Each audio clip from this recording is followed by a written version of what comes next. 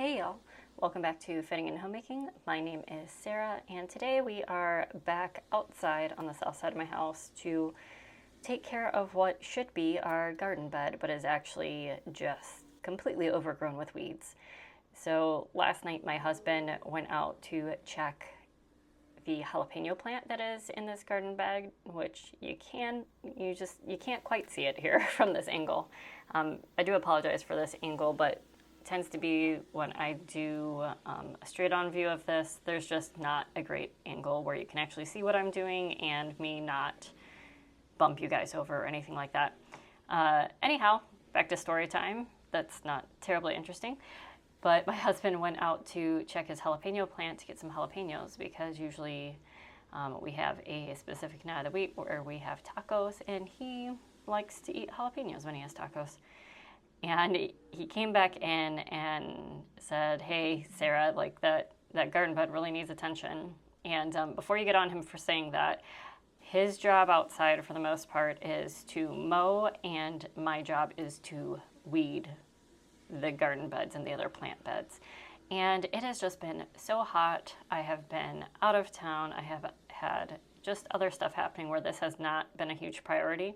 And the garden was already at the point of, if it's going to live, it will live. If it's not, it's dead already kind of situation. But I did want to get out there this morning and weed this out. And luckily, since it's been weeded before and it has garden soil in it, the soil is fairly loose over here, so it's not hard to actually get these weeds out. The first part of it, I was going a little bit slower because there are two carrots that are trying their very best to grow in this soil. So I was trying to be careful not to pull out the carrots as well because they are not ready to be pulled out yet. But the rest of this goes by fairly quickly. And you can finally see dirt again, so that's nice. It was already hot. I'm listening to an audiobook out here because I just absolutely did not want to do this morning. It was hot. My son was up a few times last night where it took me a while to get him back to bed, which is unusual for him at this point. He's kind of grown out of needing help resettling. But I think he was just uncomfortable, or maybe he was gassy, or I don't know. You know, he's two. He's not great at communicating in the middle of the night why he is upset in particular. So you just kind of have to figure it out still. But I was really quite tired because I'm not used to being woken up in the middle of the night multiple times like that anymore. And I just didn't want to do this.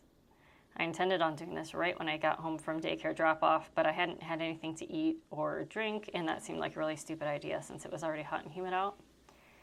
And if you have not seen any of my outside videos before, yes, I acknowledge that I'm wearing full pants and long sleeves when I'm out here, and that's for three reasons. One, the bugs. I'm a mosquito magnet. If any sort of skin is exposed, and even if the skin isn't exposed but my clothes aren't thick enough, I will get eaten to death by mosquitoes. Second, the sun. I get sunburnt fairly easily. This is not as much of a concern as it used to be because I have spent quite a lot of time outside this season with my kids, and you know, I've gotten enough layers of, I guess, slight tan, if I can call myself that, in any realm of possibility, to be enough where this amount of time outside I'm not going to burn. But the third reason is also in case there's any poisonous plants in here that I just don't see and brush up against. I don't want to get a rash from these plants. So that's why I'm out here in long sleeves and pants, even though it was very hot and humid. And I'm actually wearing two shirts in this, like a not very intelligent person for some reason. I'm not sure why I have that undershirt on, but anyhow, we're getting it done. I'm not happy about it, but I have my audiobook on, so I'm trying to focus on that rather than what I am actually doing. And luckily, this does go by quite quickly. We're just about done in this garden bed. I'm just looking at the last things here and deciding, nope, I'm not doing that other garden bed over there. I'm not going to move this out while these plants are still growing in here and get the little bits that are actually growing between the house and the garden bed. Here is the overview. This tomato plant is just living its best life right now. I do go back a little bit later and get the tomatoes on the bottom here that already Had a couple of green tomatoes in that bunch that I left on there. Those aren't quite ready yet. But the ones at the top here that I'm trying to show you and not being able to get a good angle on, there they are. You can kind of see them peeking through there. I got those a little bit later too. Here is my husband's jalapeno plant. It is pretty much done producing for the season. Here is the somewhat healthy carrot, and this is the carrot that may have already given up. I'm not quite certain. We'll see how it does. But I'm really surprised by how well that tomato plant is doing. Life will certainly find a way, and we have been getting quite a good harvest from that plant this year. And this is just me moving over a little bit, and the gray kind of thing behind me is actually the access to our crawl space. And the bush that is behind where I'm looking here is a gardenia plant, and this is something that my mom gifted to me when I bought my house during the first planting season. So it has some sentimental value to it. Plus, I just love how gardenias smell, and this one has been doing really well. But this vine keeps growing up through it, and so I need to get that vine off there as well. But I'm just trying to weed out the little kind of paving area that goes to our crawl space door, which you can't even see here. This is this ridiculous vine that I'm just kind of lifting up and weeding underneath the actual plant to get the little weeds out first. That way, later on, I do actually kind of look under there and see where this vine is coming from and clip it towards the base.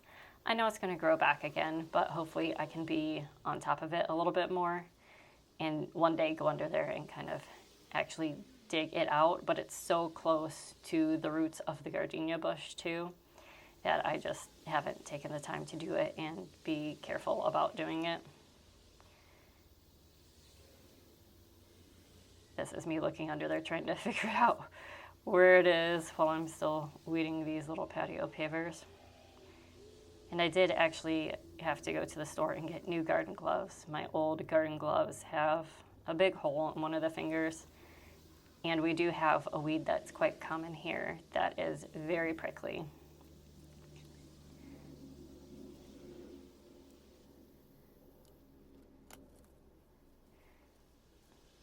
Here we go. Time to get rid of this vine. I would say once and for all, but I know it's going to come back. It always comes back.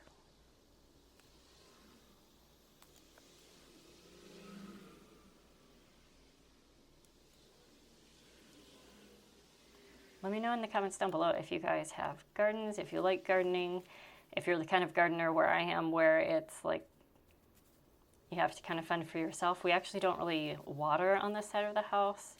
There is a runoff from the gutters and from runoff from our driveway that drains kind of where that garden soil bag is, just to the right of the bush.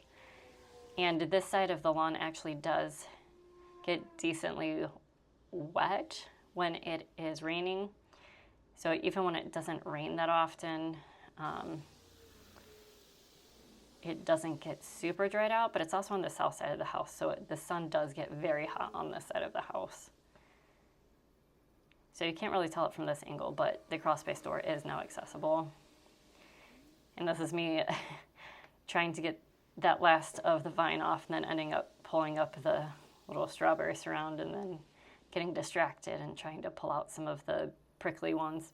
I don't actually fully weed the strawberry patch just because I don't have time for this. I had a specific amount of time before I had a work meeting, and I did just set an alarm on my watch. And you can see an iPad sitting on there. That's actually just playing my audiobook since I wanted my phone to capture the actual audio. The first time I heard this back, it was quite soothing actually to hear all of the bugs, but you can definitely tell how hot it is based on how loud the bugs are. And I bet you guys didn't even know this little triangle was here. There's actually like a rubber border that goes around the bed there. And here's the overview. Yay, you can get in there now, should you ever want to. This guy's just going crazy. But you can see the dirt here, which is fantastic. The peas did not last. They got fried by the sun. We did get one harvest of peas, and that was about it. And here are the before and afters. Sorry, I know this angle isn't the greatest, but look, lots of plants. Look, actual plants that you can identify. And here is that patio and the vine. And now you can see the patio and that the vine's gone. This is the harvest we've gotten over the past couple days. Thanks so much for making it all the way to the end of this video. Like, subscribe, comment, and I'll see you next time. Bye!